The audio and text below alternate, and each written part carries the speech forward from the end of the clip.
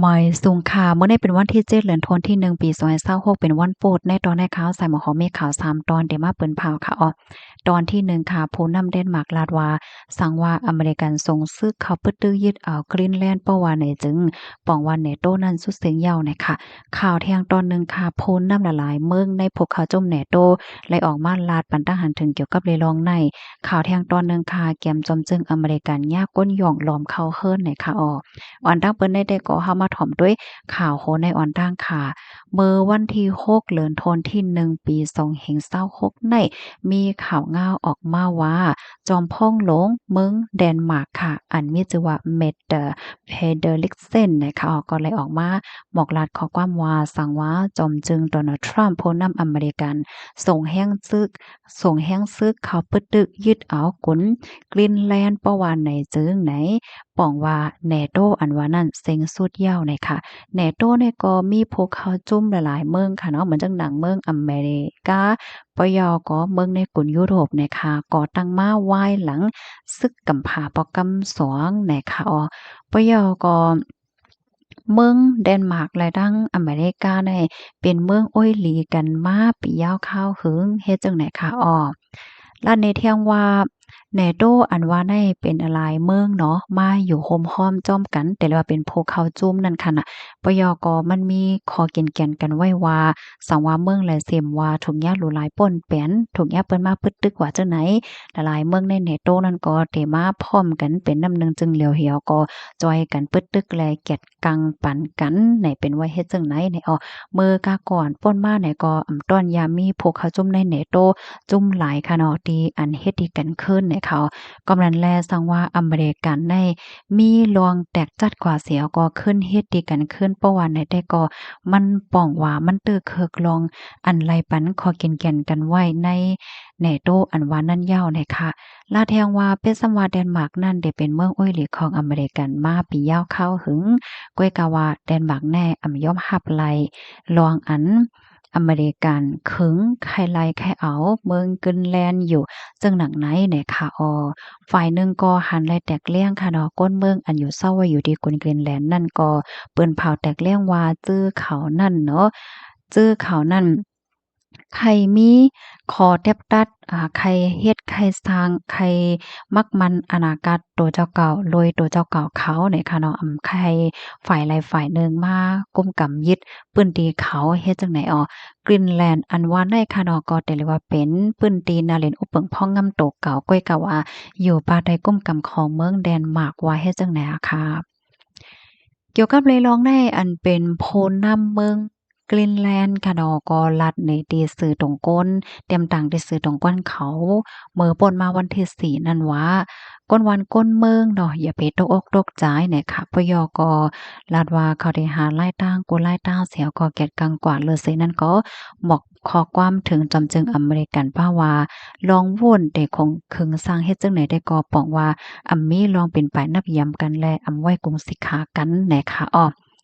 เลยฮู้ว่าจอมจึงโดนัลด์ทรัมป์ในฐานะใครอันกลินแลนด์เนี่ยค่ะจากเมื่อปี2019เนาะเมื่อพ้องที่ขึ้นมาเป็นจอมจึงปานกำที่1นั่นก็ใครยาวเนี่ยค่ะเนาะถึงมาเทียงอันไรขึ้นมาเป็นจอมจึงเทียงปานที่2ได้ก็ใครเทียงนั่นน่ะเนาะใครกลินแลนด์เนี่ยค่ะข้อมูลตอนในค่ะเลยปีมาที่ห้องการข่าวไทย PBS ออกไว้เนี่ยเนาะ พี่น้องค่ะมันก็ว่าเฮียงมันก็ว่ากรีนแลนด์มันก็ว่ากรีนแลนด์นะคะเนาะอันนั้นได้ก็มันอยู่ที่ว่าเสียงได้ออกว่าจังหือในนั้นค่ะเนาะกรีนแลนด์มันก็ป้องว่าเป็นกุนอันว่านั่นยาวนะคะค่ะลูกดีข่าวง่าวโหในเหแลกำในเฮาค่ะมาถ่อมด้วย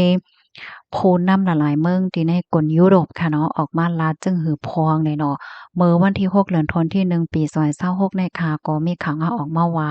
ผู้นำหลายๆเมืองอันเป็นพวกเข้าจุ่ม NATO อันว่าที่เป็นฝรั่งเศสอังกฤษเยอรมนีอิตาลีโปแลนด์สเปนค่ะก็เลยออกมาลาดว่า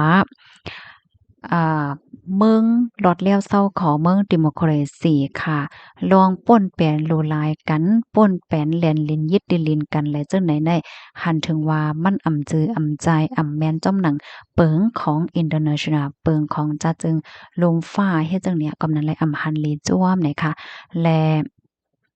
เตอ่อนกันโฮมกันเหี่ยวก็แก็ดกังกว่าไว้เฮ็ดจั่งใดคะอ้อลองที่อันอเมริกันไล่ส่งแฮ่งซึกเสเขาปึดตึกและติ้งยับก้มโตจอมจึงอีกป้าเทียงแม่นางของเวเนซุเอลาเมื่อป่นมาวันที่3วันเสาร์จำหนังข้าวยามติในปื้นตีนนั่นค่ะก็เฮ็ดให้หลายปาหลายฝ่ายค่ะเนาะอ่อนกันไม่อกไม่ใจว่าจอมจึงโดนัลด์ทรัมป์ในเตแดบตัดใจเกี่ยวกับไปลองกลิ้นแล่นกว่าจึงหือเทียงนั่นค่ะนะเนาะ มันจะก็หมายใจว่าโกใจลอกลายเหมือนหนังเฮ็ดดีเวเนซุเอลานั่นกวยให้แหนก็อ่อนกันไม่อกไม่ใจไว้อยู่ในนั่นค่ะอ้อจังหนังที่คู่กันค่ะเนาะอันจอมจึงโดนัลด์ทรัมป์เนี่ยก็เปิ้นเผาแจงๆเลี่ยงๆซื่อๆกำเหลียวเนาะว่าอเมริกันนั่นใครกลินแลนด์เนี่ยเนาะโหลกลินแลนด์เฮ็ดจังไหนนั่นยาวค่ะลูกดีข่าวง่าโหนในสีแลกำในเฮาค่ะมาถ่อมด้วยข่าวเที่ยงตอนหนึ่งเนี่ยค่ะอ้อ เพิ่นแก้มจอมจึงค่ะมีก้นหย่องลักเข้านะคะอ้อเมื่อวันที่6เดือนธันวาคมที่1ปี2026นี้มีข่าวงาออกมาว่า JD Vance นะคะเป็นแก้มจอมจึงเมืองอเมริกาค่ะและออกมาลาดว่ามีก้นหย่องหลวมแล้วก็คาดใจหาหลายต่างเปิดตะเตกุ้ย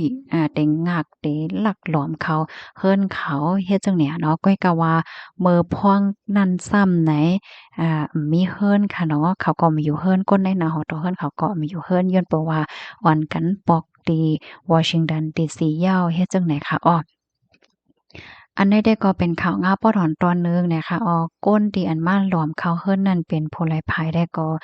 ไหลโฮเหย้าเนี่ยค่ะเกี่ยวกับเลยลองได้ก็หลายๆฝ่ายได้ก็หันถึงว่ามันได้เกี่ยวข้องเกี่ยวกับเลยลอง